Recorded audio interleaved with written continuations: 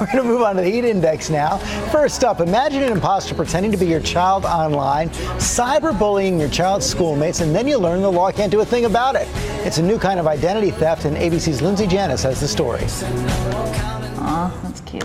Brooke Barr was looking at her Instagram account one evening when she saw that her 12-year-old daughter, Reve O'Sheal, had liked one of her photos. But Brooke had banned her daughter from using the social network months ago. I called her dad and asked if he let her back onto Instagram, let her open up an account. He said no. That's when Brooke realized someone was pretending to be Reve. The impersonator used photos from Brooke's account. Then came the phone calls from Reve's friends claiming they'd been sent nasty messages. I was just in shock, like someone would do this. One of the posts full of profanity. The reason why I said a 10% because you are such a brat and like you think you're popular, but you're not. So stop acting like one and you will never be one because you are such a.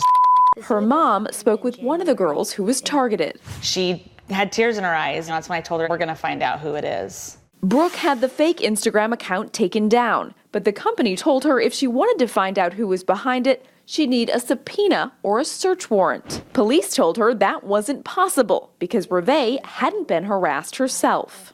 So police say this young girl is not the victim of a crime. How can that be? Arizona is not one of the states that has a specific law that makes it a crime to impersonate someone online. The ones with the real power here would be the people who got the messages, who could say profane language was used. This is harassment. This would fall under Arizona's cyberbullying law. And as a result, then the police could get involved. Brooke says she hopes the kids that were bullied will go to the police. I really want to find out who this is. And it's great to welcome Erica Suter and Lara back to the table here from the Stir.com. And Erica, I had not heard about this before. A lot of parents aware of this? Right. Well, a lot of parents think of cyberbullying. They're imagining someone sending nasty tweets or mean Facebook messages to their kid. They're not thinking that someone is impersonating them. So the usual defense is to, take your kid off of social media, not allow them to have Twitter accounts. But in this instance, it won't work because they're creating the accounts. How common is this?